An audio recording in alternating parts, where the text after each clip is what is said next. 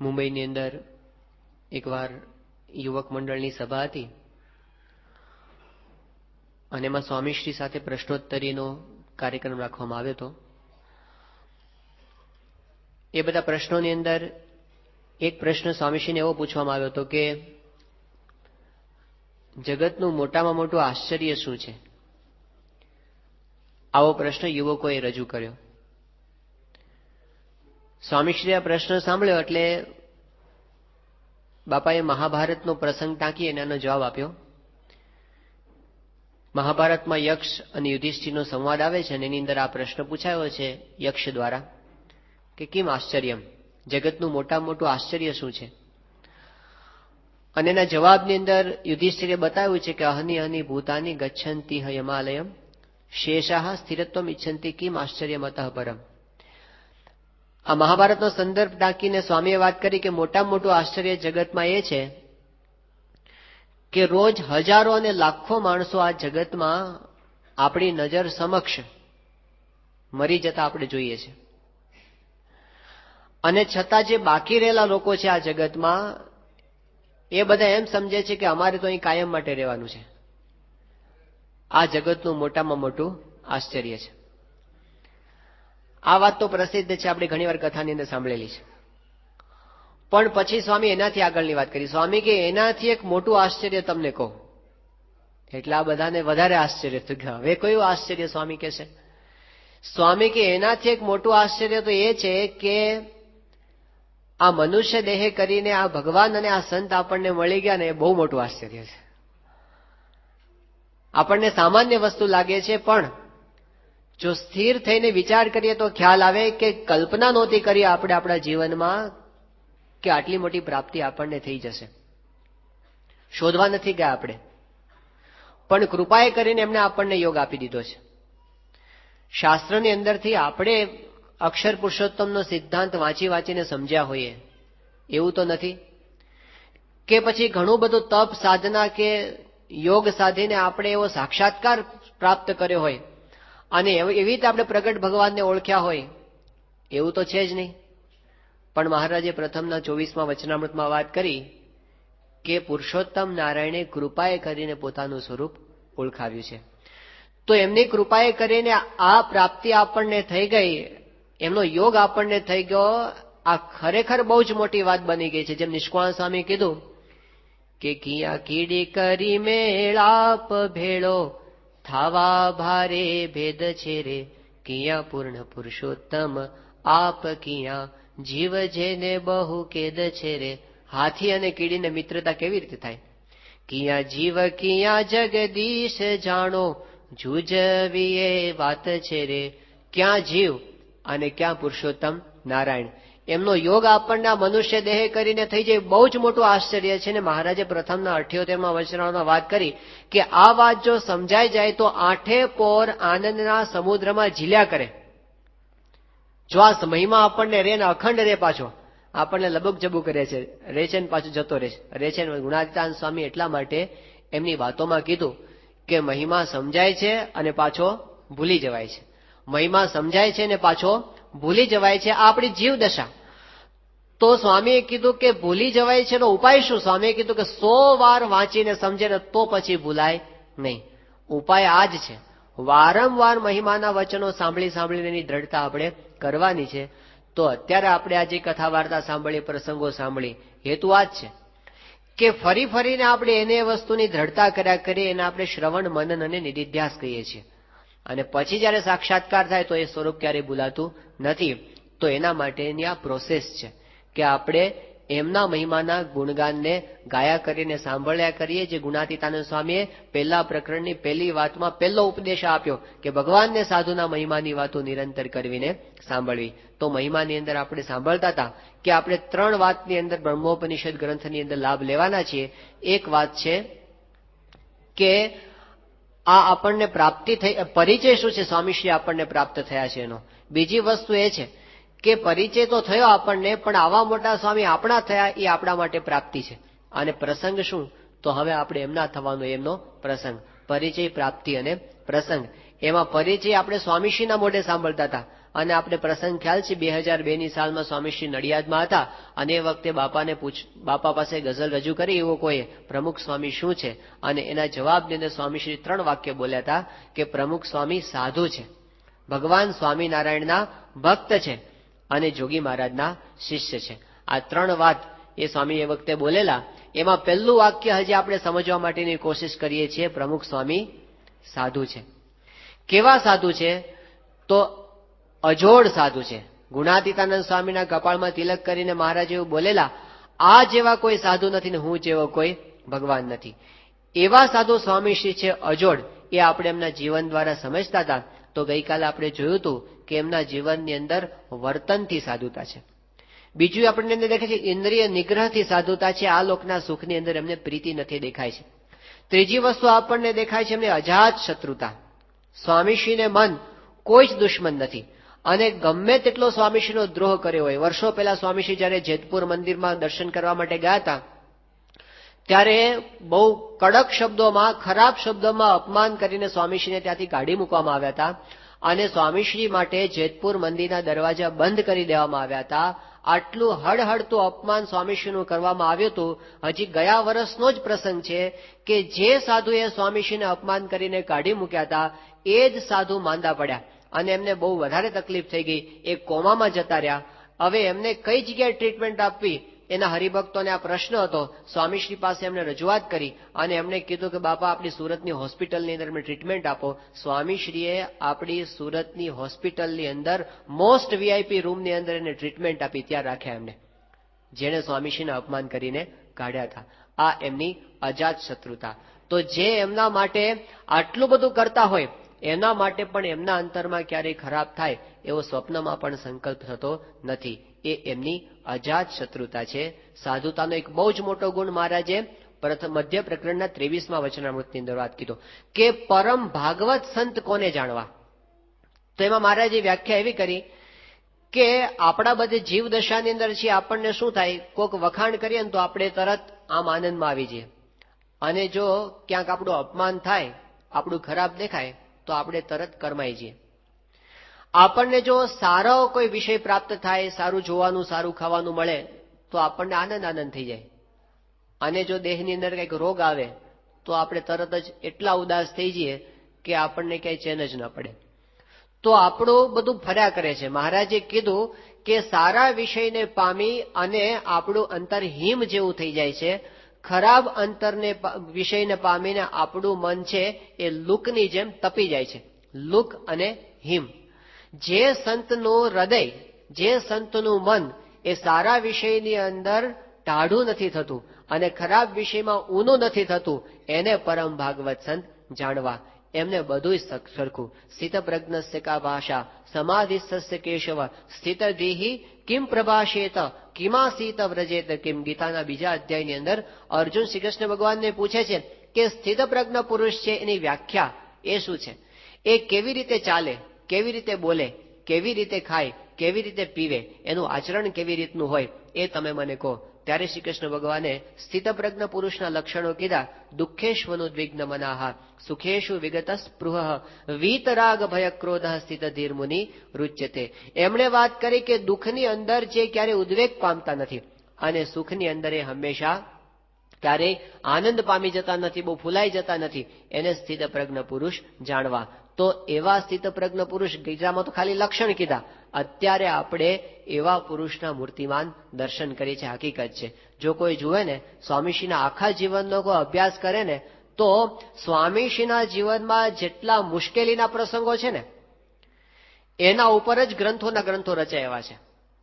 જરા થોડીક 5 જ મિનિટ વિચાર કરીએ તો આપણને ખ્યાલ આવશે કે આપણે અત્યાર સુધી જેટલી કઈ કથા વાર્તા અંદર સ્વામીશ્રીના પ્રસંગો સાંભળ્યા છે એની અંદર કેટલા બધા પ્રસંગો એવા છે કે જેમાં સ્વામીશ્રીનો મહિમા એમના મુશ્કેલીના પ્રસંગોની અંદર આપણને જણાયો છે. દાખલા તરીકે સ્વામીશ્રીને 1974ની સાલમાં નૈરોબીથી અપમાન કરીને પાછા મોકલવામાં આવ્યા. આ પ્રસંગ આપણે કથામાં ઘણી વખત સાંભળેલો છે. જ્યારે સાંભળીએ જ્યારે વિચાર કરીએ ત્યારે નવો લાગે એવો પ્રસંગ છે કે આ રીતે કઈ રીતે વર્તી શકાય, માણસ ન વર્તી શકે. ત્યાં આપણે ગુજરાતની અંદર તો બધા વિઝા લેવા માટે જાય, અમેરિકાના વિઝા લેવા માટે જાય અને પછી ત્યાંથી મોકલે, આમ બધા મોઢું ગળ્યું મોઢું કરીને મોકલે અને બધા જમાડીને મોકલે. પછી જો મુંબઈ ગયા અને આમ વિઝા મળી જાય તૈયારી જ હોય, અને જો પછી ન મળે ને પછી કે અઠવાડિયા પછી તમારે આવવું પડશે. તો એ અઠવાડિયું ગામમાં પાછો ના આવે, એમ કે મુંબઈ રોકાઈ જશો. હવે આપણે આટલી વિદાય આપીને આટલા હાર તોરા કર્યા, આવું બધું જમાડ્યા, હવે પાછું આવો લીલા તોરણે જઈએ તે હું આપણું કેવું લાગે, મોઢું ના બતાવી શકે. અને એ વખતે ડોક્ટર સ્વામી વાત કરે છે કે પહેલી વખત સ્વામીશ્રી ગુરુપદે આવ્યા પછી વિદેશ યાત્રાએ જતા હોય અને આટલા ભવ્ય સ્વામીશ્રીના વિદાય સમારંભો થયા હોય, અખિલ સ્વામિનારાયણ સંપ્રદાયમાં બધા જ મીટ માંડીને જોતા પ્રમુખ સ્વામી પરદેશ જાય છે, બધાને ખબર હોય. સ્વામી બધા મંદિરોમાં, જૂના મંદિરોમાં દર્શન કરતા કરતા આવ્યા હતા. અને પછી સ્વામી નૈરોબી આવે અને પ્રથમ ગ્રાસે મક્ષિકા અને તરત પાછા જવાનું થાય. ડોક્ટર સ્વામી એ વખતે ભેગા હતા ટૂરમાં. એમણે વાત કરી કે અમારી બધાની દશા કેવી હતી કે અઠવાડિયાની ઉતરેલી કઢી, એના ઉપર એક વાટકો દિવેલ પીવડાવો અને પછી જેવું મોઢું થાય ને એવી દશા એ વખતે હતી. એ વખતે સ્વામીશ્રી અત્યંત સ્થિર, એટલા બધા કે કોઈને કલ્પનામાં આટલી હદે સ્થિર રહી શકાય. અને સ્વામી ત્યાં ગયા અને પછી કિરણભાઈ હમણાં 2 દિવસ પહેલા જ વાત કરતા હતા કે એ દિવસે સ્વામીશ્રીએ સવારના પોરની અંદર જે કથા કરી બીજે દિવસે, તે એટલો બધો બધાને આનંદ કરાવ્યો, એટલો બધો આનંદ કરાવ્યો. પ્રથમના 74માં વચનામૃતનું નિરૂપણ કર્યું. સમજણ આપતકાળે કળાય છે, ભગવાનના કર્તાપણાની નિષ્ઠા આપતકાળે કળાય છે, એ સ્વામીશ્રીએ સમજાવ્યું. તો બધાના હૃદયનો ભાર છે સ્વામીએ હળવો કરી નાખ્યો. તો દુઃખનો પ્રસંગ હતો, અપમાન કરવું, સ્વામીશ્રીને નૈરોબીથી પાછા જવું પડ્યું, એ દુઃખનો પ્રસંગ હતો.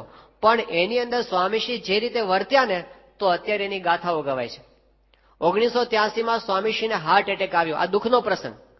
પણ એ હાર્ટ એટેકમાં સ્વામીશ્રી એવી રીતે વર્ત્યા, હાર્ટ એટેકની પથારી ઉપર સ્વામી સૂતા છે અને મહંત સ્વામી આવ્યા દોડીને, તરત એ દૂર હતા, વિદ્યાનગર બાજુ હતા, અને સ્વામીશ્રી પાસે આવ્યા અને સ્વામી એમને જોયા. હજી તો એમની પ્રાથમિક સારવાર સ્વામીની ચાલુ છે.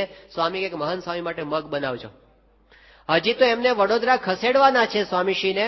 રસ્તાની અંદર સ્વામીશ્રી ગાડી ઉભી રખાવીને કહે છે કે ગાણંદમાં ડાયાભાઈ ગજ્જરને ઘેર પારાયણ ગોઠવી છે, એની વ્યવસ્થાનું વિચારજો. હવે આવા પ્રસંગોમાં પણ સ્વામી બીજાનો વિચાર કરે છે, એમને લેશ માત્ર થડકાટ નથી આ વાતનો. તો એની ગાથાઓ આજે આપણે ગાઈએ છીએ. 1998ની સાલમાં સ્વામીશ્રીને બાયપાસ સર્જરી કરાવી, દુઃખનો પ્રસંગ, આપણે બધાના જીવ અધર થઈ ગયા હતા. પણ એ પ્રસંગમાં સ્વામી જે રીતે વર્ત્યા તો અત્યારે એની ગાથાઓ ગવાય છે કે સ્વામીશ્રી કેટલા સ્થિર, કેટલા શાંત, કેટલા સ્વસ્થ. ડોક્ટર સુબ્રમણ્યમ છે જેમને બાપાની બાયપાસ સર્જરી કરી હતી. હવે એ જયારે અમદાવાદ આવ્યા હતા, અમદાવાદમાં શ્રી કૃષ્ણ હોસ્પિટલ છે, એનું ઉદઘાટન સમારંભની અંદર પોતે આવ્યા હતા. અને એ વખતે એ હોસ્પિટલના જે ડાયરેક્ટર હતા ડોક્ટર અતુલ ચોકસી, એ એમના ફ્રેન્ડ હતા, એટલે એમને ઇન્વાઇટ કર્યા હતા. ત્યારે અમદાવાદ પોતે આવ્યા સુબ્રમણ્યમ, ને પછી તરત પોતે પાછા જવાના હતા. પણ એમને સમાચાર મળ્યા કે પ્રમુખ સ્વામી મહારાજ હિંમતનગરમાં બિરાજમાન છે, ઉનાળાના દિવસો, કાળઝાળ ગરમી, અને એમાં એને ખબર પડ્યા કે સ્વામી હિંમતનગર છે. એક મારે સ્વામીના દર્શને હિંમતનગર જવું છે. પહેલા એ કીધું પણ હિંમતનગર જતા ને આવતા બહુ સમય જાય, અને આમાં તો તમે તો પાછા ટાઈમના બહુ પંક્ચ્યુઅલ છો, એ તો એક સેકન્ડનો ઉપયોગ કરે એવા માણસ છે. 3 કલાક જ સુવે છે ડોક્ટર સુબ્રમણ્યમ, અને ખાવા માટેનો ટાઈમ બગાડતા નથી, દિવસમાં એક જ ટાઈમ ખાય છે, બાકી હરતા ફરતા બધું આચર કુચર ખાઈ લે એવું કરે છે. તો તમે આટલા બધા ટાઈમને માનનારા છો ને છતાં કે ના મારે સ્વામીના દર્શન માટે જવું છે. એટલે એમને કીધું ચલો હું પણ ભેગા આવું. અને પછી પોતે ગાડીની અંદર ભેગા હતા.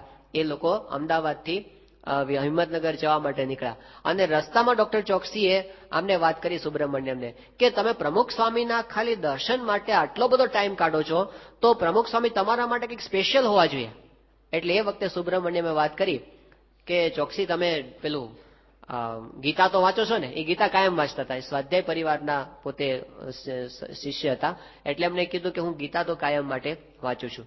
તો એમણે વાત કરી સુબ્રમણ્યમે કે તમે જે ગીતાનું વાંચન કાયમ કરો છો ને, આજે હું તમને એ મૂર્તિમાન ગીતાના દર્શન કરાવીશ. આ સુબ્રમણ્યમ બોલે છે. હવે જે નાસ્તિક જેવો માણસ હતો, જેને કોઈ દિવસ ભગવાનની મૂર્તિને પ્રણામ નથી કર્યા, અને એ સ્વામીશ્રીની સારવાર કરતા કરતા એમની ટ્રીટમેન્ટ થઈ ગઈ. અને એટલી હદે સ્વામીશ્રીનો મહિમા, પેલા એ કીધું એટલું બધું તમને શું સ્વામીમાં દેખાયું? અને એ વખતે એમને સ્વામીના 3 પ્રસંગો કીધા હતા. પહેલો પ્રસંગ એમણે કીધો કે જ્યારે સ્વામીશ્રીની એન્જિયોગ્રાફી થઈ અને બાપાને જ્યારે કહેવામાં આવ્યું કે તમારી બાયપાસ સર્જરી કરવાની છે ને આટલા બ્લોકેજીસ છે, એ વખતે સ્વામીની જે સ્થિરતા મેં જોઈ, આટલી મોટી સંસ્થાના ધણી છે છતાં લેશ માત્ર ને થડકાટ નથી, એ મેં જોયું ત્યારે મને લાગ્યું આ કંઈક વિશિષ્ટ વ્યક્તિ છે. બીજી વાત એમણે કરી કે સ્વામીશ્રીને જયારે પેલો સર્જરી થતી હતી અને એ વખતે સ્વામીશ્રીના શરીરને મારા હાથનો સ્પર્શ થઈ જાય તો મને એમાંથી હૂંફનો અનુભવ થતો હતો, એમાંથી મને દિવ્યતાનો અનુભવ થયો. અને ત્રીજી વાત એમણે કરી કે સ્વામીશ્રીનું હાર્ટ જયારે પાછું ચાલુ કરવામાં આવ્યું અને એ વખતે એમને કરંટ આપવામાં આવ્યો. નોર્મલી એવું થતું હોય છે કે હાર્ટબીટને નોર્મલ થતા વાર લાગે, પણ સ્વામીશ્રીનું હાર્ટબીટ પહેલા જ બીટથી એકદમ રેગ્યુલર. એટલે મને લાગ્યું કે સ્વામીશ્રી કેટલા શાંત છે, કેટલા સ્થિર છે, તો જ આ રીતે બની શકે. એટલે મને લાગ્યું કે આ પુરુષ છે સામાન્ય નથી, એક અલૌકિક વ્યક્તિત્વ છે. આવો સુબ્રમણ્યમનો અનુભવ થયો અને આપણે બધાએ દર્શન કર્યા કે જયારે ફૂલદોલ ઉત્સવમાં આવ્યા હતા 99ની સાલમાં, પહેલી વખત ભારત આવી રીતે ફૂલદોલ ઉત્સવમાં આવ્યા હતા અને સ્ટેજ ઉપર હજારો હરિભક્તોની હાજરીમાં એને સાષ્ટાંગ દંડવત પ્રણામ સ્વામીશ્રીના ચરણોમાં, કે જેને કોઈને માથું નમાયું નથી જિંદગીમાં, એ સ્વામીને નમાવતા થઈ ગયા. તો બાયપાસ સર્જરી જે દુઃખનો પ્રસંગ છે, પણ એમાં સ્વામીશ્રી વર્તે એવી રીતે એની ગાથાઓ આજે ગવાય છે.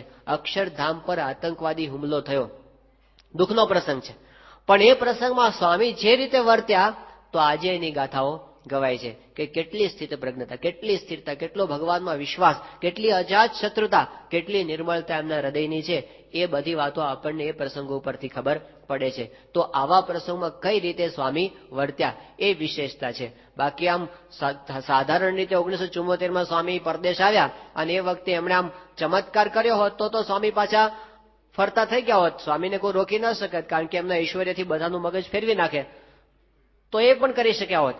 પણ એ ઐશ્વર્ય કરતા પણ મોટી વસ્તુ આ છે એમની સ્થિત પ્રજ્ઞતા. સ્વામીશ્રી ત્યાં ઓસ્ટ્રેલિયા બાજુ બિરાજમાન હતા 1996ની સાલમાં.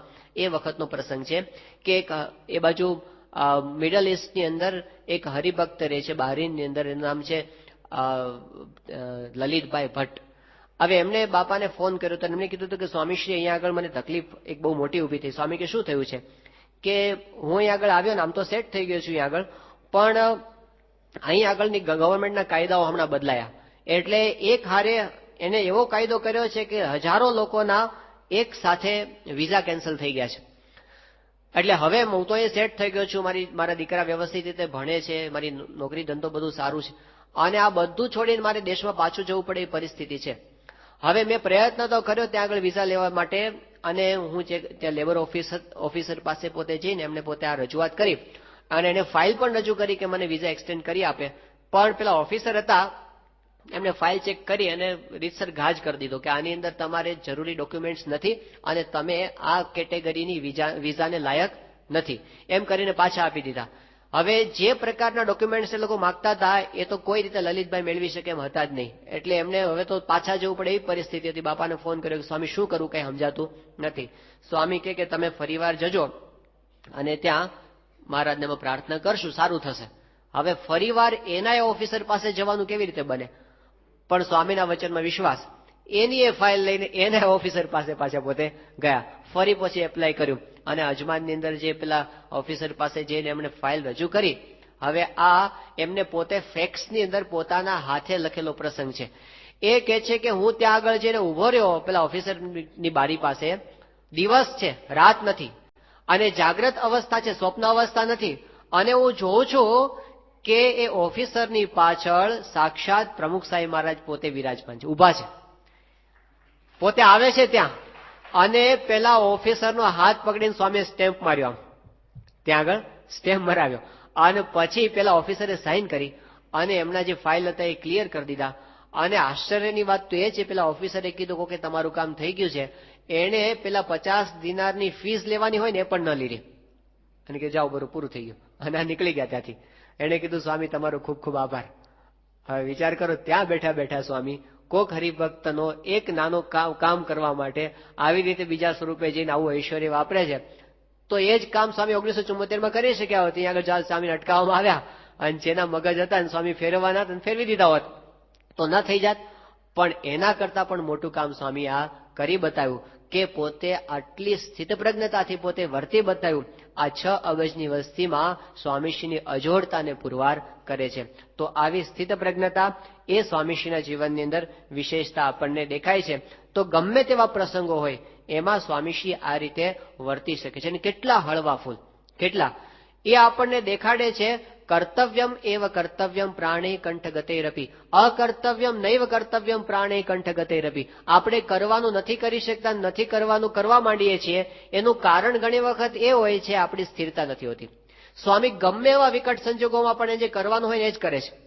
એ એમની સ્થિતપ્રજ્ઞતા છે, એમની સ્થિરતા છે. વર્ષો પહેલાનો પ્રસંગ છે, 1977-78 સાલનો.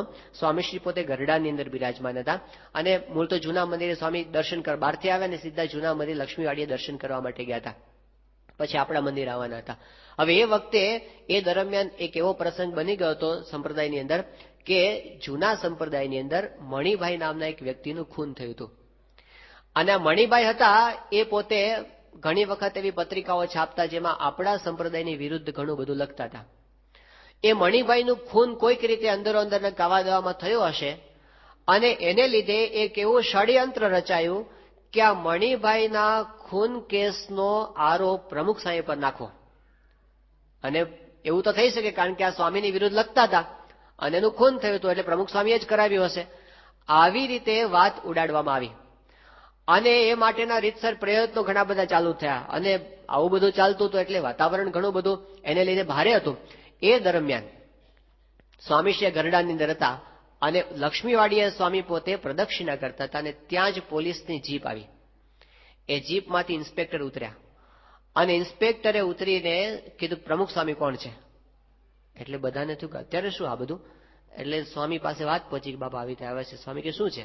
ઇન્સ્પેક્ટર પહોંચી ગયો ત્યાં આગળ. એમણે કીધું કે તમારા નામનું વોરંટ છે અને તમે અત્યારે મારી સાથે આવો, અત્યારે મારી સાથે બેસી જાઓ જીપમાં. એટલે આ તો એટલો ભયંકર પ્રસંગ હતો કે શું થશે 5 મિનિટ પછી એવી પરિસ્થિતિ આવીને ઉભી રહી. સ્વામી એકદમ ઝડપથી નિર્ણય લઈ લીધો. સ્વામી કે તમે મંદિર આવો પેલા અમારી સાથે. એટલે પેલા કે પણ મંદિર હાલો હાલ મંદિર આવીએ તો ગાડીમાં સ્વામી કે તમે તમારી જીપ લઈને આવો, અમે અમારી ગાડીમાં જઈએ છીએ. સ્વામીશ્રીનું વ્યક્તિત્વ એવું છે કે મોઢા મોઢ તો કોઈ સ્વામીને સામે બોલી શકે એમ નથી. એની આંખો જોવે ને તોય પેલો અડધો તો ઠરી જાય. એટલે એને કીધું હા કઈ વાંધો નહીં. એટલે પછી સ્વામી ગાડીમાં બેઠા. આગળ સ્વામીની ગાડીની પાછળ જીપ આવે. હવે શું થશે કોઈને કાંઈ ખબર નથી. એવા સંજોગોમાં સ્વામીશ્રી ગાડીમાંથી ઉતર્યા મંદિરે જઈને અને જેવા પોતાની રૂમ તરફ જતા હતા પાછળ પેલો પોલીસ પણ આવતા હતા. અને એ વખતે રસ્તાની અંદર કેટલાક હરિભક્તો ઉભા છે ગામમાં. એક સાવ સામાન્ય સ્થિતિના હરિભગત ઉભા હતા આધેડ વયના. સ્વામી એકદમ એને જોઈને ઉભા રહી ગયા. એને નજીક બોલાવ્યા, સ્વામીને આશીર્વાદ આપ્યા. સ્વામી કે બીજલ ક્યાં ગયો? ઘણા વખત પછી દેખાણો. પછી એ વખતે બાજુમાં ભક્તિ તનય સ્વામી ઉભા હતા. એ અત્યારે જુનાગઢ બાજુ વિચરણ કરે છે. એ વખતે ગરડા વિસ્તારમાં વિચરણ કરતા હતા. સ્વામીએ ભક્તિ તનય સ્વામીને બાજુમાં બોલાવ્યા. સ્વામી કે આને ઓળખો છો? એ કે ના સ્વામી હું તો બહુ ઓળખતો નથી પરિચયમાં. સ્વામી કે આ બીજલ હરિજન છે, ગામનો જૂનો સત્સંગી અને શાસ્ત્રીમાં જોગીજીમાંના વખત પણ બહુ સેવા કરેલી છે. સ્વામી કહેવાય જૂના હરિભક્તોને સાચવી લેવા, એ લોકોને બોલાવા ચલાવવા અને સ્વામી કે જમાડીને મોકલજો.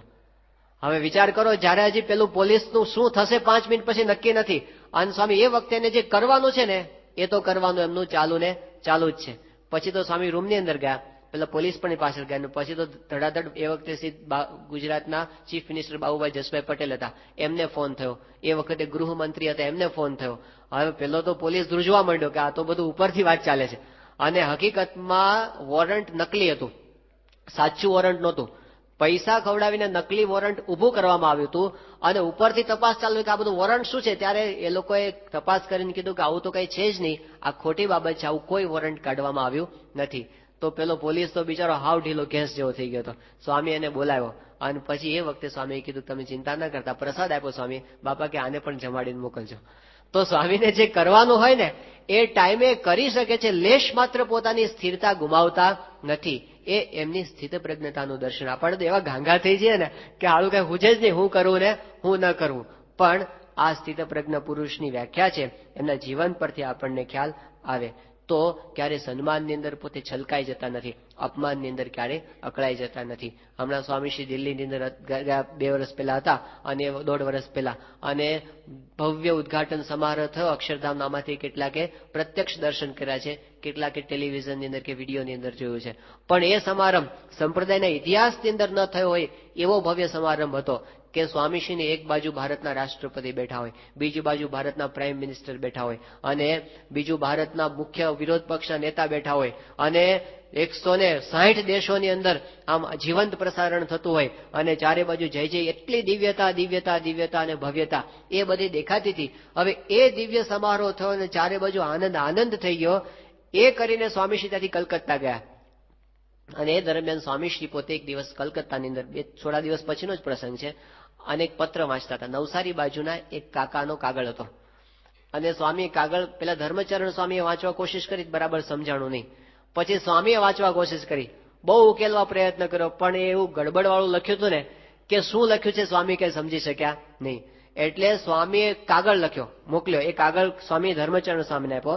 સ્વામી કે આ કાગળ નવસારી પાછો મોકલો અને સંતો ઉપર મોકલો, અને શોધી કાઢો કે આ કોણ હરિભક્ત છે. એ હરિભક્તને સંતો રૂબરૂ મળી લે, અને એનો શું પ્રશ્ન છે એ જાણી અને પછી પ્રશ્ન મને લખીને પછી એને જવાબ લખું. એક ગામડાનો સામાન્ય હરિભક્ત. અક્ષરધામનું ઉદ્ઘાટન થયા પછીના ગણતરીના દિવસો પછી નવસારી વિસ્તારના ગામડાના સામાન્ય હરિભક્તના ગડબડવાળા અક્ષરથી પ્રશ્ન ન ઉકેલી શક્યા તો સ્વામી કે આપણે ઉકેલવો છે. કેટલી પ્રામાણિકતા છે, કેટલી સ્વસ્થતા છે. બાકી તો મહારાજે વચનામૃતમાં કીધું કે જયારે 50 માણસ માને ત્યારે એ માણસનું અંતઃકરણ જુદા પ્રકારનું હોય. 100 માણસ માને એટલે બદલાઈ જાય, 1000 માણસ માને એટલે બદલાઈ જાય, અને 1,00,000 માણસ માનવા માંડે ને પછી તો કોઈ એનું ઠેકાણું રહે નહીં. તો સ્વામીશ્રી જે રીતે જે દિવસે પ્રમુખ બનાવ્યા અને એ દિવસે વાસણ સ્વામી ઉઠક્યા હતા, એનું એ એમની સ્થિરતા, એમની દાસત્વ આજના દિવસ સુધી આપણને દેખાય છે. તો એ છે એમની સ્થિત પ્રજ્ઞતા, અને સ્થિત પ્રજ્ઞતાના પાયાની અંદર બહુ જ મોટો શિરમોડ ગુણ સ્વામીશ્રીના જીવનમાં આપણને દેખાતો હોય એ છે એમની અહમ શૂન્યતા. જે મુક્તાનંદ સ્વામીએ વાત કરી છે કે સબ ગુણ પૂરન પરમ વિવેકી, ગુણ કો માન ન આવે. બધા જ ગુણો એમની અંદર હોય, બધી જ વિશેષતાઓ એની અંદર હોય, અને છતાં પણ એમનો અહંકાર ન આવે. આ બહુ જ મોટો ગુણ છે. ભરી ચરિત્રામૃત સાગર એમ કહે છે કે આ અહમ શૂન્યતા છે ને એ તો ભગવાનનો ગુણ છે, સામાન્ય ગુણ નથી. અને હું ટળે હરી ઢુકડાનો પણ આ જ ભાવ છે કે એટલી હદે અહમ શૂન્ય પોતે વર્તે છે કે એનું અહમ ટળી ગયું છે. આપ ટળી મળ્યા ભગવાનમાં, જેના આપમાં હરિનો વ્યાપ, કે ભગવાન જ એમના દ્વારા પોતે કાર્ય કરે છે. એ કક્ષાની અહમ શૂન્યતા જો આપણે જોવી હોય તો એ આપણને સ્વામીની અંદર દેખાય. જે પદ પર સ્વામી બિરાજમાન છે ને એ પદ પર બેસીને સ્વામી જે રીતે સરળતાથી નિર્માણીપણે વર્તી શકે ને એ વિશેષતા છે. બાકી આમતું તો જયારે કોઈ માને ન આપતું હોય અને આપણું કઈ ઠેકાણું ન હોય એ વખતે તો જુદી વસ્તુ છે. પણ લાખો લોકો એમને માનતા હોય ને પૂજતા હોય એ વખતે તો જાત જાતનું પછી શરૂ થાય, દંભ થાય, કપટ શરૂ થાય, દેખાવ શરૂ થઈ જાય. પણ ગુણાતીતાનંદ સ્વામીની વાતોમાં લખ્યું છે કે ભગવાન અને સંતની ક્રિયામાં તાલમેલ નહીં, બાકી બીજાની ક્રિયામાં તાલમેલ એમ પ્રત્યક્ષ દેખાય છે. તો તાલમેલ કોઈ દેખાતો નથી, કોઈ પ્રકારનો દેખાવ દેખાતો નથી. સ્વામીશ્રી ગરડાની અંદર બિરાજમાન હતા, અને એ વખતે સામે એક સંત બેઠા હતા. એટલે સ્વામી એને પૂછ્યું કે તે ખેતરમાં કોઈ દાડો કામ કર્યું છે? ખેડૂતના દીકરા હતા.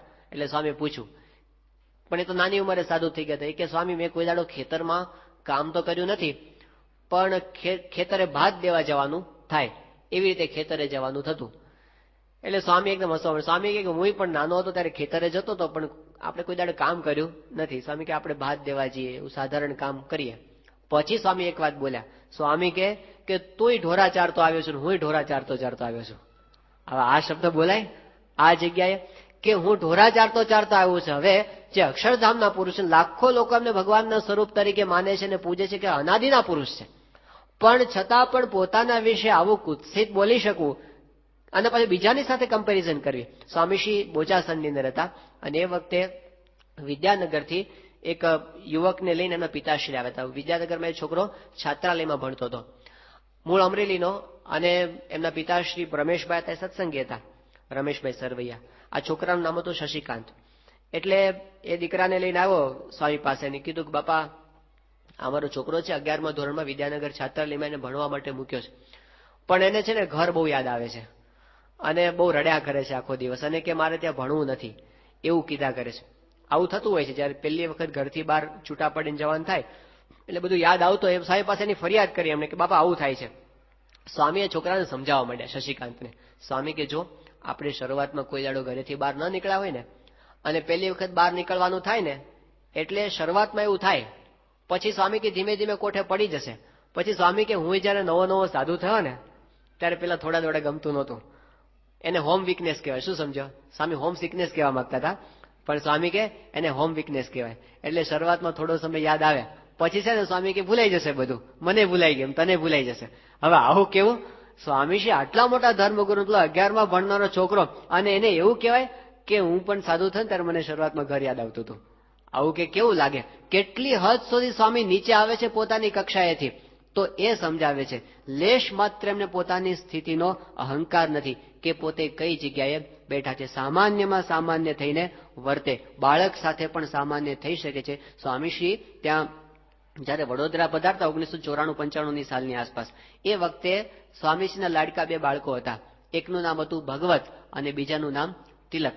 ભગવત એટલે બ્રહ્મતીર્થ સ્વામીનો પૂર્વાશ્રમનો ભાણો થાય, બરાબર ને? અને તિલક એટલે નિખિલેશ સ્વામીનો પૂર્વાશ્રમનો ભત્રીજો. હવે બંને નાના નાના બાળકો, એ વખતે 5-5, 6-6 વર્ષના કદાચ એ વખતે હશે.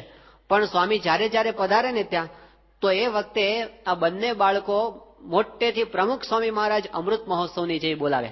અને સ્વામીને બહુ સંતો બધા બંનેને ચડાવે, એટલે બે જણા સ્વામી આરામમાં જતા હોય ત્યારે બંને પેલું શું કહેવાય, ફાઇટિંગ કરે, અને એનાથી એક જણ જીતી જાય, બીજી વખત બીજો જીતી જાય. આવું બધું સ્વામી પાસે રોજ એ લોકો જાત જાતના ખેલ કરે. અને રોજ મોટેથી એટલું બધું આમ તાણી તાણીને જય બોલાવે ને, પ્રમુખ સ્વામી મહારાજ અમૃત મહોત્સવની જય. એટલે બધા સંતો બહુ રાજી થાય ને સ્વામી પાસે આવી રીતે રોજ રજૂઆત થાય. તો 95 સુધી આ બધું ચાલ્યું, અને આપણને ખબર છે 95માં તો ડિસેમ્બરમાં અમૃત મહોત્સવ ઉજવાઈ ગયો. પછી 1996માં સ્વામી ફરી વાર જાન્યુઆરીમાં ત્યાં આગળ પધાર્યા. હવે અમૃત મહોત્સવની જય તો પૂરી થઈ ગઈ હતી, એટલે એ તો કઈ બોલવાની હતી જ નહીં. તો આ છોકરાઓ મેટર શોધતા હતા કે હવે મારે જય છે નહીં બોલાવી. એટલે કોકે એને શીખવાડ્યું કે આવી જઈ તો બોલાવજે. અને જેવા સ્વામીશ્રી પોતે આરામમાં જતા ને રાતે, એ વખતે બે છોકરાઓએ આમ તાણીને જય બોલાવી કે પ્રમુખ સ્વામી મહારાજ શતાબ્દી મહોત્સવની જય. અને આમ બોલે ને સ્વામી એકદમ અકળાઈ ગયા. સ્વામી કે આ છોકરાઓને આવું કોણ શીખવાડે છે? પછી બેન સ્વામી બોલે, સ્વામી કે જો હવે બધા ઉત્સવ પૂરા થઈ ગયા છે, કોઈ ઉત્સવ બોત્સવ કઈ છે નહીં, કઈ જય બે છે નહીં, આવી જય બોલાવવાની ને છોકરાઓ તો રવાડે ચડી જાય, અને કે આવું કોઈ આને શીખવાડશો નહીં. એવું કહીને બંનેને સ્વામી જરા આમ ટપાર્યા. પણ આ તો છોકરાઓ હોય, બીજે દિવસે પાછા ભૂલી ગયા હોય. તે હવારના પોરમાં સ્વામી પાછા આવતા હતા, અને બીજે દિવસે સાંજે સભા પછી આવતા હતા ને, તો ફરી વખત પાછા એને જોઈએ કે પ્રમુખ સ્વામી મહારાજ શતાબ્દી મહોત્સવની જય. અને એ વખતે દિલ્હીની જમીન નહોતી મળી કે દિલ્હી અક્ષરધામ મહોત્સવની જય. આવી બે જય બોલાવે, સ્વામી પાછા અકળાઈ ગયા. સ્વામી પછી ફરી વાર અકળાઈને કીધું કે કેમ ના પાડી દીધી, તો એ કાલ જય બોલ્યા. સ્વામી કે દંડવત કરો, એની માફી માંગો. એટલે બંને ફાર દંડવત કર્યા. સ્વામી કે હવે પછી જો જય બોલાવી ને તો રૂમમાં પ્રવેશ નહીં મળે, એમ કઈ કાઢી મૂક્યા. હવે પછી એ તો ભાઈ એ વખતે તો આવ્યા. બીજે દિવસે સ્વામી સવારે જયારે અલ્પાહારમાં આવતા હતા ને, એ વખતે પાછું પેલો ઉભો હતો, આમ જય બોલાવવા માટે તૈયાર જ ઉભો હતો. અને જેવો જય બોલાવવા ગયો ને, અને અડધી જય બોલાવીને સ્વામી એકદમ અકળાઈ ગયા. સ્વામી કે આજે તમને બંનેને સજા, અંદર આવવા નહીં મળે, જાઓ ભાગી જાઓ, એમ કહીને સ્વામી ખખડાવીને કાઢી મૂક્યા બેને. પછી સ્વામી રૂમમાં ગયા, અને જેવા સ્વામી અલ્પાહાર કરવા માટે બેઠા ને, સ્વામી પુસ્તક વંચાતું હતું.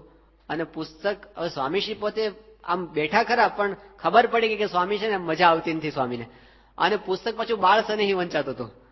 પ્રમુખ સ્વામી મહારાજના બાળકો સાથેના પ્રસંગો વંચાતા હતા. અને એમાં સ્વામી થોડી થોડી વાર આમ જોયા કરે, અને પછી સ્વામી વચ્ચે અટકાવ્યા. સ્વામી કે પેલા બે છોકરાઓ કેમ દેખાતા નથી? એટલે કીધું સ્વામી તમે કાઢી મૂક્યા પછી ક્યાંથી આવે? સ્વામી કે જાઓ બોલાવો એને. એટલે પછી એક સંત બોલાવવા માટે ગયા. હવે છોકરાઓ ક્યાંય રમતા રમતા જતા રહે. એમાંથી એક જણો મળ્યો, પેલો ભગવત મળી ગયો, એટલે આવ્યો ત્યાં આગળ. એટલે સ્વામી કે બેસી આગળ બેસાડ્યો એને. અને જેવું પૂરું થયું ને જમવાનું, સ્વામીને નજીક બોલાવીને એને પ્રસાદ આપ્યો સ્વામી થાળમાંથી. અને પછી સ્વામીએ કીધું, માફી માંગ્યા. સ્વામી કે અમે તને વઢ્યા, તને ખોટું નથી લાગ્યું ને?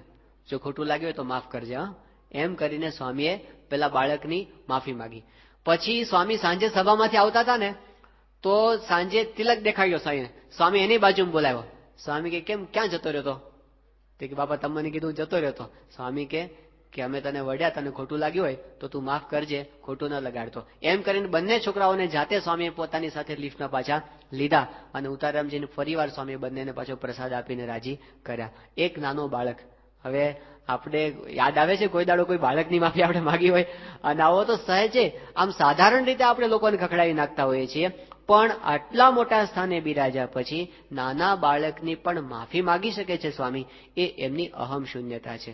લાખો લોકો એમને માને છે ને પૂજે છે, પણ છતાં પણ એમના અંતરની અંદર કોઈ પ્રકારનો ભાવ એવો આવતો નથી કે આ લોકો મને પૂજે છે. નિરંતર પોતાનો ભાવ ભૂલી જઈને પોતે આમ પોતે રહેતા હોય છે. સ્વામીશ્રી ત્યાં વિદ્યાનગર સારંગપુરમાં હતા 1990ની સાલમાં, અને એ વખતે ભારતના બહુ જ મોટા ફોટોગ્રાફર રઘુ રાય, જેનું આંતરરાષ્ટ્રીય કક્ષાએ નામ છે, એ પોતે ત્યાં આગળ પધાર્યા હતા અને એક જ દિવસ સ્વામી સાથે રહ્યા, પણ એમને અનુભવ સ્વામીશ્રીની અહમ શૂન્યતાનો થયો. એમણે કીધું કે અમે ઘણા બધા ધર્મગુરુઓના દર્શન કર્યા છે, લોકોના વ્યાખ્યાનો સાંભળ્યા છે, પણ અહીં સ્વામીમાં અમે એક વિશિષ્ટ ગુણનો અનુભવ કર્યો મેં જે ક્યાંય જોયો નથી, કે જ્યારે સ્વામીશ્રી પદની જાહેરાત થઈ, હજારો માણસો એમની સામે ઉભા છે અને એમનો પ્રવચન સાંભળવા માટે બધા તત્પર છે, પણ સ્વામીશ્રી પોતે તો પત્ર લેખન કરતા હતા, અને જેવું સ્વામી પાસે માઇક ગોઠવાયું, સ્વામી પત્ર લેખન બાજુ મૂકીને તરત જાણે બે માણસને વાત કરતા હોય ને એટલી સાહજિકતાથી હજારો માણસોની સભામાં પોતે વાતો કરવા માંડ્યા. એ જોઈને મને લાગ્યું કે આ પુરુષને ક્યારેય પોતાની વાણીથી કોઈને પ્રભાવિત કરી દેવાની ઈચ્છા નથી. એ તો પોતે હૃદયમાંથી સહેજે આવે ને એ બોલતા જાય છે, વણ વિચારે પણ વાતો રે આવે એના અંતરથી. પણ કોઈના પર છવાઈ જવું, કોઈને પ્રભાવિત કરી દેવા એવું લેશ માત્ર આપણને દેખાતું નથી. જાહેર સભા હોય ગમે તેવી હોય એની અંદર પણ સ્વામી પોતે ગમે એવા મોટા માણસો બેઠા હોય એની અંદર સ્વામીને સંકોચ એવો નથી આ લોકોને કેવું લાગશે કેવું નહીં, જેમ છે એમ પોતે બોલી શકે છે. તો આ એમની અહમ શૂન્યતાના દર્શન, નિર્દંભપણાના દર્શન આપણને એમના જીવનની અંદર થાય છે. સ્વામીશ્રી 1982ની સાલમાં ત્યાં લંડન પધાર્યા હતા, અને એ વખતે પહેલી વખત એવું થતું હતું કે એરપોર્ટ પર છેક સ્વામીશ્રીના પ્લેન સુધી રોલ્સ રોય ગાડી આવી હતી, છેક સુધી. એટલે લગભગ કોઈ જ ભારતીયને ન મળી હોય એટલું ઉચ્ચ કક્ષાનું સન્માન સ્વામીશ્રીને એ વખતે મળતું હતું. વ્યવસ્થા સારી કરી છે હરિભક્તોએ. ગાડી બાપાના પ્લેન સુધી આવી, 12 હરિભક્તો બધા બેન્ડ વાજા લઈને તૈયાર ઉભા હતા, સ્વાગત ને બધું હારતોરા ને બધું કરવા માટે. અને આ બાજુ બાપા પોતે ઉતર્યા ને ગાડી આપણા હરિભક્ત જ ચલાવતા હતા. એમની ગાડીમાં બાપા આગળની સીટ ઉપર બેઠા, પાછળની સીટ ઉપર બે સેવક સંતો બેઠા અને સીએમ કાકા બેઠા. હવે ગાડી ત્યાંથી અકારીને બહાર લાવવાની હતી એરપોર્ટમાંથી, પણ જે પેલા ગાડી ચલાવનાર હરિભક્ત હતા ને એ થોડા અવઢવમાં પડ્યા હતા. હવે કારણ એ હતું કે એરપોર્ટમાંથી ગાડીને બહાર કાઢવા માટેનો રૂટ તો હોય ને, સ્પેશિયલ રૂટ હોય, નહીં તો ગમે ત્યાં ભરાઈ જાય. એ રૂટનો એક ગાઈડ હતો, એ ગાઈડ યુરોપિયન હતો, એ બહાર ઉભો હતો, ગાડીની બહાર સામે જ ઉભો હતો, પણ એને ગાડીમાં બેસાડવાનો હતો. પણ ગાડીમાં જગ્યા તો બધી ફૂલ થઈ ગઈ હતી, આગળ બાપા બેઠા હતા અને પાછળ બે સંતો અને એક મુખ્ય હરિભક્ત, એટલે જગ્યા હતી નહીં. એટલે પેલા હરિભક્ત અવઢવમાં હતા. અવઢવ કઈ લાંબી નહોતી, 2-4 સેકન્ડની જ હતી, પણ સ્વામીશ્રી એટલા શાર્પ છે ને આમ નજર કરીને ખબર પડી જાય. એટલે સ્વામી પેલા હરિભક્ત સામું જોયું અને એની આંખો પેલા સામું હતી, એ સામે જોયું. સ્વામી એટલું સમજી ગયા કે આ ભાઈના ગાડીમાં બેહાડવાના છે. કોઈને પણ કીધા વગર સ્વામી તરત પોતાનો દરવાજો ખોલી નાખ્યો, આગળનો દરવાજો હતો ને એ ખોલી નાખ્યો. પેલો જે ધોળિયો હતો ને સ્વામી બોલાવ્યો આમ નજીક, એનો હાથ પકડી અને સ્વામી અંદર ખેંચ્યો અને પોતાની સીટ ઉપર સ્વામીએ યુરોપિયનને બેસાડી દીધો. અને સ્વામી જેમનું સ્વાગત બહાર થતું હતું, જેના માટે વાજા વાગતા હતા, જેના માટે હારતોરા થતા હતા, જેમની જય બોલાતી હતી, એ સ્વામી પોતે બે સીટ વચ્ચેને ગિયર બોક્સ પર બેસી ગયા અને ગાડી બહાર આવી. હવે સ્વામી સહેજ ધીરજ રાખ્યો હોત તો પાછળ બેહાડી દેવાય અથવા તો કોઈ બીજું ખસી જાતને બેહાડી દેવાય, પણ એ એટલા સહજપણે નિર્માની ભાવે વર્તીને એમાં અમને કાંઈ અજુકતું લાગતું નથી, આવું ન કરવું જોઈએ એવું લાગતું નથી.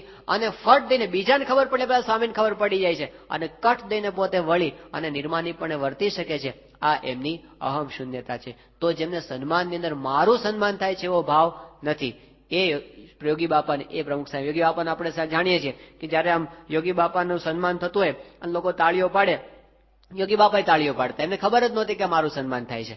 એટલી સાહજિકતાથી વર્તા આપણને દેખાય છે, એની અંદર હું ભાવ આપણને દેખાતો નથી. તો જે સ્વામી પાસે આવે એ બધાને આ વસ્તુનો અનુભવ થાય. એ પોતાના ગુણોને ઢાંકીને વર્તે છે. સાધારણ રીતે કેવું હોય છે કે આપણી અંદર કઈ વિશેષતા હોય, આપણી અંદર કઈ ગુણો હોય તો બધા જાણે તો આપણે રાજી થઈએ, અથવા તો આપણે એવો પ્રયત્ન કરીએ કે લોકોને આ વાતની ખબર પડે. પણ સ્વામીનું બિલકુલ ઊંધું દેખાય છે.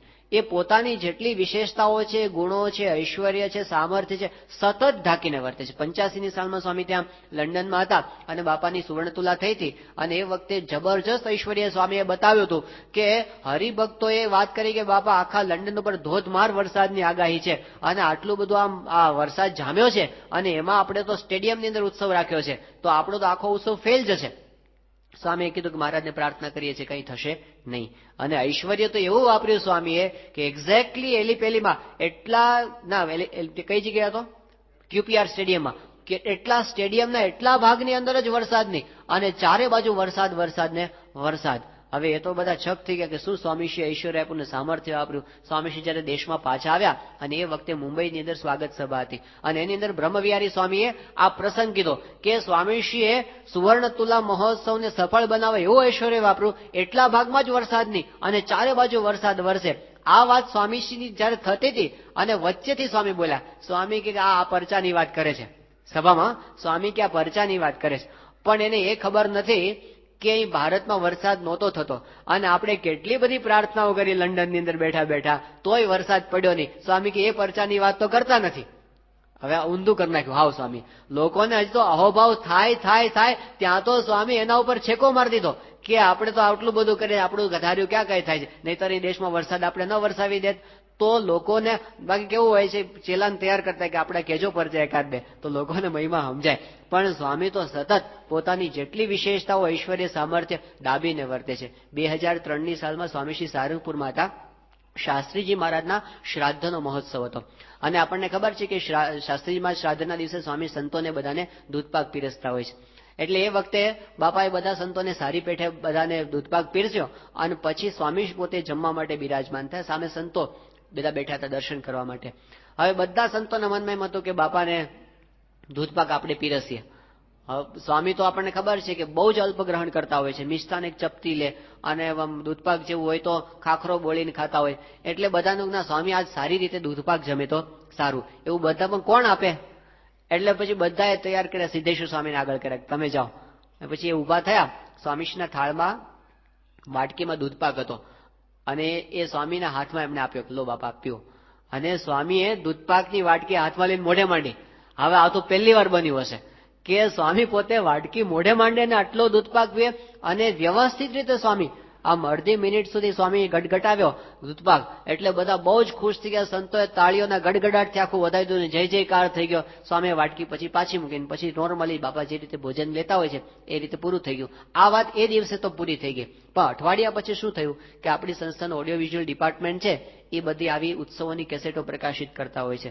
તો આ કેસેટ, આ સમયાની કેસેટ એ લોકોએ જલ્દીથી તૈયાર કરી દીધી અને અઠવાડિયામાં બાપાને જોવા માટે ત્યાં મોકલી દીધી. સ્વામીશ્રીની હાજરીમાં સારંગપુરની અંદર જ અઠવાડિયા પછી સ્વામી સારંગપુરમાં જ બિરાજમાન હતા. સ્વામીશ્રીનું ભોજન દર્શન જ ચાલુ હતું, અને એ વખતે આ શાસ્ત્રીમાંના શ્રાદ્ધ પર્વની આખી વિડીયો કેસેટ સામે મોટા સ્ક્રીન ઉપર બતાવવામાં આવતી હતી. બે સંતો બે સાઈડમાં બેસી, બધા સંતો સાઈડમાં બેસી ગયા હતા. બાપાના ભોજન દરમિયાન એ દર્શન ચાલુ હતું. અને એમાં પછી આ સભાનું બધું પૂરું થયું, સ્વામીશ્રી દૂધપાક પીરસે એ બધું આવ્યું. અને પછી આ પ્રસંગ આવ્યો કે સ્વામીશ્રીને સિદ્ધેશ્વર સ્વામી હાથમાં વાટકી આપી અને બાપાએ આમ દૂધપાક પીધો. હવે ભગવાનનું કરવું કે એવો એંગલ સેટ થઈ ગયો હતો ને આમ કેમેરાની અંદર કે એક્ઝેક્ટલી દેખાતું હતું કે સ્વામીશ્રી વાટકીમાં શું કરે છે.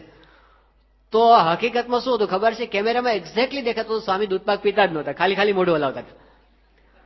એટલે આ બધા જોઈને બધાની આંખો ઓહો થઈ ગયો. આ તો કે સ્વામી આપણને છેતર્યા અને ચીટિંગ.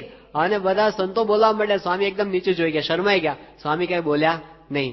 તો એ વખતે કીધું, સ્વામી તમે આવું કર્યું આવ કે અમને બધાને ખબર જ ન પડવા દીધી. સાધારણ રીતે કેવું હોય છે, માણસ વધારે ભોગવે અને ઓછું બતાવે. સ્વામીશ્રી પોતાનો ત્યાગ છે ને એને છાનો રાખે, બતાવે એવું કે હું અત્યારે ગ્રહણ કરું છું, અને પછી કરતા શું હોય, ત્યાગ હોય.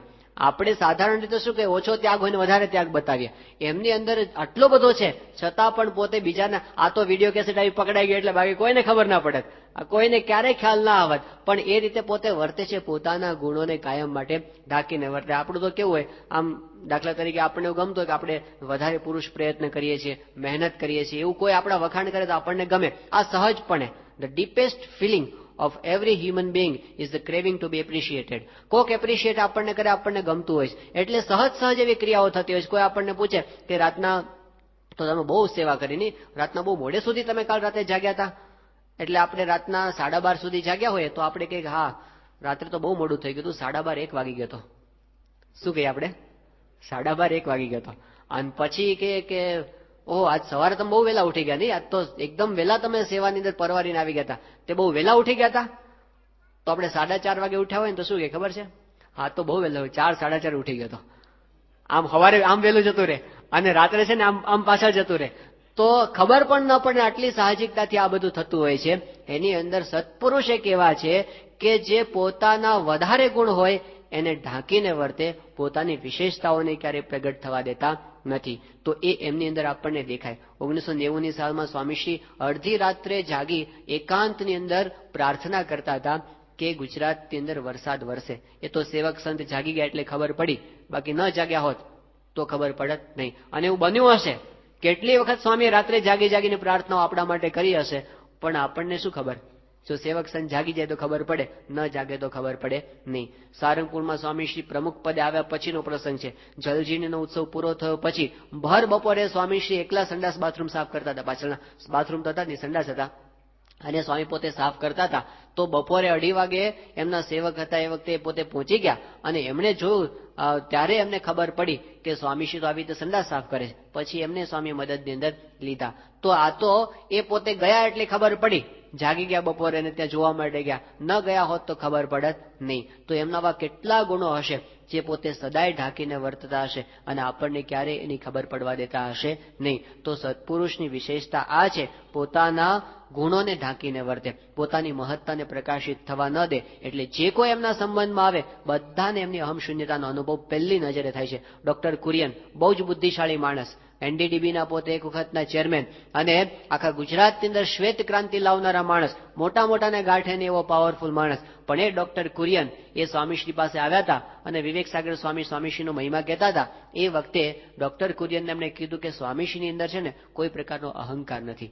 આ વાત સાંભળતા હવે જ કુરિયન બોલ્યા, એમણે કીધું કે સ્વામીજી એ તો વાત કહેવાની જરૂર જ નથી. સ્વામીશ્રીની આંખોના દર્શન કરીએ છીએ ને અને પ્રતીતિ થાય કે આ પુરુષના જીવનની અંદર કોઈ પ્રકારનો અહંકાર નથી. અહમ શૂન્યતા પહેલી નજરે ખબર પડે. હરિનારાયણ સ્વામી ભારત સાધુ સમાજના મહામંત્રી, એ પોતે એવું બોલી ગયા સ્વામીના પહેલા દર્શને. એમણે કીધું કે પ્રમુખ સ્વામી महाराज जैसे निर्मानी संत मैंने अपनी जिंदगी में कहीं भी और कभी भी नहीं देखे हैं. પહેલા દર્શનમાં એમની અહમ શૂન્યતાનો અનુભવ.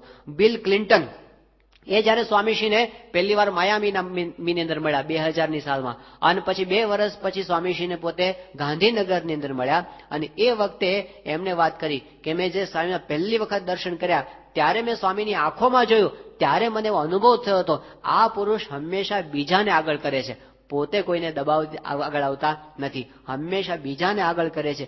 એવું તો એની આંખો ઉપરથી આ વિશ્વ કક્ષાના એક નેતાને પણ અનુભવ થયો. તો જે આવે બધાને જયસિંહ પોતે બોલી ગયા સ્વામી શ્રી અહમ શૂન્ય સંત હે. સ્વામી શ્રી 1995ની સાલમાં લંડનમાં હતા અને એ વખતે બહુ જ ભવ્યતાથી આપણને ખબર છે લંડનનો જે મંદિર મહોત્સવ એક ભવ્ય ઇતિહાસ બની ગયો આ સંપ્રદાયની અંદર. તો કોઈને કલ્પના નહોતી કે આ મંદિર આટલું પ્રસિદ્ધ થશે ને ખરેખર બધા માટે આશ્ચર્ય હતું કે આટલી બધી પ્રસિદ્ધિ આ મંદિરને મળશે એવું તો કોઈને ખબર નહોતી. સ્વામીશ્રી પોતે અંતર્યામી પણ જાણતા હશે, બાકી તો સ્વામી પોતે પણ એવું બોલ્યા કે આપણને ખબર નહોતી, આપણને તો એમ કે આ કરીએ છીએ પણ આ તો વિના નાણે જગ જાણે એવું બધું થયું. બધા જ દુનિયાભરની ચેનલો, દુનિયાભરના છાપાઓની અંદર સમાચાર ચમક્યા અને બધાએ આમ 8th વન્ડર કહેવા માંડ્યા લંડનના મંદિરને. એ વખતે સ્વામીશ્રીને એક વખત એવું થયું કે જે બધા વ્યવસ્થાપક સંતો હતા એના પર એક ફોન આવ્યો. એ ફોન હતો એક પત્રકારનો. એ પત્રકારે એવું કીધું કે હું ત્યાં આગળ આ મંદિરની મુલાકાત લેવા માટે આવું છું અને મારું નામ છે મિહિર બોઝ.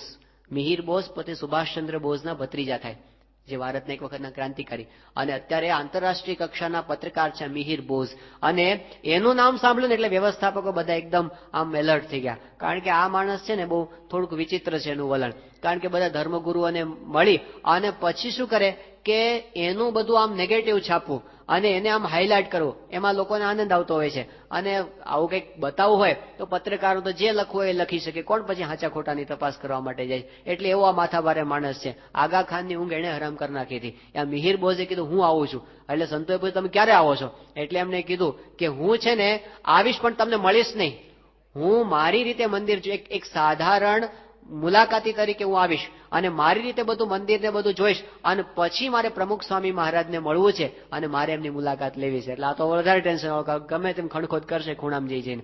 પણ પછી સંતોએ કીધું સારું તમે આવો ત્યારે અમને જણાવજો. બીજું કઈ કહી શકાય એમ હતું નહીં. અને એક દિવસ સવારના પોરમાં મિહિર બોઝ પોતે આવ્યા અને આવીને એને વાત કરી સંતોને મળીને, હું મિહિર બોઝ છું અને મારે સ્વામીને મળવું છે. સ્વામી એ વખતે પૂજાની અંદર હતા, સવારે એટલા વહેલા આવી ગયા હતા.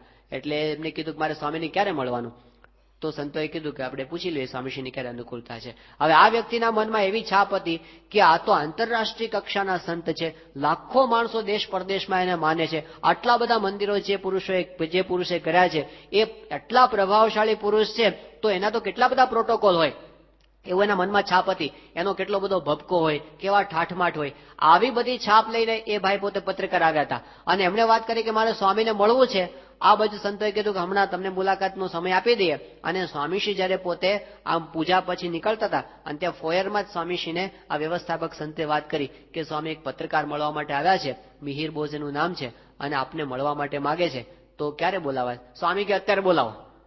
પેલાને તો કલ્પના જ નહોતી કે અત્યારે ને અત્યારે આટલી સહજતાથી હું આ પુરુષ પાસે પહોંચી શકીશ. સીધા સ્વામી પાસે લઈ આવ્યા. હવે પેલો મેન્ટલી પ્રિપેર્ડ નહોતો, આટલું જલ્દી સ્વામી પાસે લઈ આવ્યા, શું પૂછવું? એટલે એમણે તરત સ્વામીને 2-3 પ્રશ્નો પૂછ્યા. સ્વામી બહુ સરસ સાહજિકતાથી જવાબ આપી દીધા અને માથે હાથ મૂકીને આશીર્વાદ મૂક્યા. સ્વામી તો નીકળી ગયા, પણ એ માણસ ઘાયલ થઈ ગયો અને બોલ્યા જ કરે. એ કે shockingly simple, unbelievably simple, deep touching simplicity. એમણે કીધું કે શોક લાગ્યો મને કે આટલી હદે સિમ્પલ હોઈ શકે કોઈ? અનબિલિવેબલી, હું માની શકતો નથી કે આટલી હદ સુધી કોઈ વ્યક્તિ સરળ હોઈ શકે. અને પછી એને વાત કરી કે હું જ્યારે નાનો હતો અને ત્યારથી મને મનમાં હતું રામકૃષ્ણ પરમહંસ જેવા કોઈ સંત નહીં. એટલો મને રામકૃષ્ણ પરમહંસનો મહિમા, કારણ કે બંગાળી માણસ મૂળ, એટલે એનો મહિમા હતો.